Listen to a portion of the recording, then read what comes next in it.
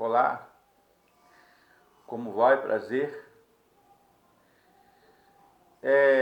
Me pediram para comentar ou fazer uma resenha sobre alguns livros. Talvez porque nós acabamos de comemorar 503 anos da Reforma Protestante. Então esse assunto ele engloba, ele está inserido vários aspectos da teologia e da história secular e da história da igreja, que compreende do primeiro século até o século XVI, culminando com a Reforma Protestante. Então eu comentei em outro vídeo sobre as Confissões de Santo Agostinho, que foi um teólogo e filósofo do quarto século. E aqui eu tenho em mãos da editora Nova Abril Cultural, em capa dura, que saiu uma série no jornal. Todo domingo saiu o jornal e um livro desse aqui, e a gente complementava com dinheiro. A série Os Pensadores, aqui no caso, São Tomás de Aquino, né? Um teólogo do século XIII. Tomás de Aquino nasceu em 1227 e morreu em 1274. Alguns comentaristas e biógrafos de Tomás de Aquino diz que ele morreu com 49 anos, né? Novo, né? Ele viveu na propriedade dos condes de Aquino, na Itália, no castelo de Roccasecca, na Itália, e foi para o mosteiro de Monte Cassino, em Nápoles, e entrou para a ordem dominicana de Domingos Gusmão. Foi aluno de Alberto Magno e entrou para a Universidade de Paris e Colônia em 1252. Foi aluno e depois de formado como doutor e mestre em teologia, que era um curso na época dele, da sua época, chamado Trivium e Quadrivium, que estudava ali artes, gramática, poética, aritmética, direito, filosofia, teologia, entre outras matérias. Eles iam para a universidade. No caso de Tomás de Aquino, ele se tornou professor de filosofia e teologia e chamado Magister Sententiarum, como eles chamavam, que era chamado mestre em teologia e mestre nas sentenças de Pedro Lombardo, que foi um contemporâneo com Tomás de Aquino, que escreveu os 4 livros das sentenças, né? Quator Libor Sententiarum.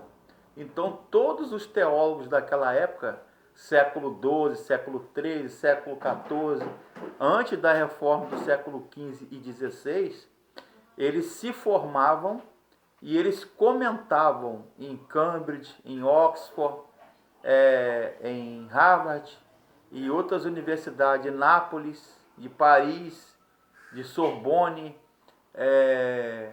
de Salamanca, onde, aliás, estudou o Inácio de Loyola, que foi um dos expoentes e representantes da Contra-Reforma Católica. Então, Tomás de Aquino estudou em Colônia, em Paris, foi professor e ficou 9 anos ali, estudou e voltou para Roma, nomeado pelo Papa Gregório X, ok? E foi levado pela sua sobrinha, Francisca de Aquino, para uma abadia, digamos assim, um convento cisterciense, em 7 de março de 1274, onde, de doenças da sua saúde debilitada, ele morreu aos 49 anos. Então ele foi contratado pelo Papa Gregório X e comentou as sentenças de Pedro Lombardo, nesse livro que está aqui na minha mão. São 4 volumes em um só. Ou seja, na verdade, a Suma Teológica ela não está completa, porque foi na fase da sua doença, então ele não teve tempo hábil, né, de completar a sua obra. Mas mesmo assim, o legado que ele deixou, tanto para a teologia, a religião cristã e a filosofia cristã, foi um legado que até hoje as suas doutrinas, a sua teologia, sobretudo sobre a origem do homem, comentários da Bíblia, Velho e Novo Testamento. Tomás de Aquino, ele escreveu sobre Deus, a existência de Deus, as 5 vias ontológicas, né, ou teológicas, famosas de Tomás de Aquino, que comprovam, né, a existência de Deus. Ele foi um grande escritor e orador no Concílio de Lyon, próximo da sua doença e da sua morte, aos 49 anos. No ano de 1274, houve ali um Concílio de Lyon que resolveu assuntos doutrinários, teológicos e litúrgicos na Igreja Católica. Então ele foi chamado de o doutor angélico. E se doutorou, né, foi mestre e doutor, se formou em doutorado em teologia e filosofia aos 20 anos de idade, precoce. Tanto que o seu professor de teologia, chamado Alberto Magno, o chamou de o boi mudo, o apelidou de boi mudo, por causa da sua grande estatura e do seu corpo avantajado, né? Ele era meio gordinho, alto, e pela sua mente brilhante, pelo seu intelecto, que superou em muito alguns adversários da sua época, porque naquela época as faculdades de medicina, de direito, de filosofia, de teologia, eles faziam disputas ali, seminários entre os alunos. Então ele foi um brilhante representante ali da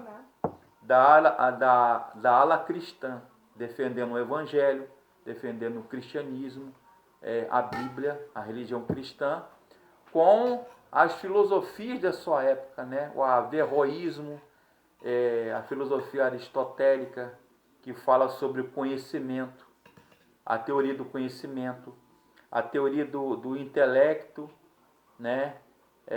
Da iluminação de Platão, de Aristóteles, de Sócrates. Então ele defendeu e conciliou, assim como Santo Agostinho, Tomás de Aquino no século XII, ele conciliou razão e fé, tentou explicar de modo cristão a razão, que ele chamava de ratio, e fé, fide, ou seja, as duas andam juntas. Agostinho também falou isso no quarto século e foi um grande representante, tanto na área da teologia como na filosofia. E esse livro aqui, ele fala muito dos seus escritos, né? Sobre a potência, sobre o ato, sobre a alma, sobre as virtudes, né? As chamadas virtudes teologais, né? Amor e fé. E as virtudes também, que eles chamavam de dianoéticas, né? As virtudes filosóficas, a prudência, a moderação, a sabedoria, enfim. Ele conciliou a filosofia pagã, grega e romana com a teologia cristã.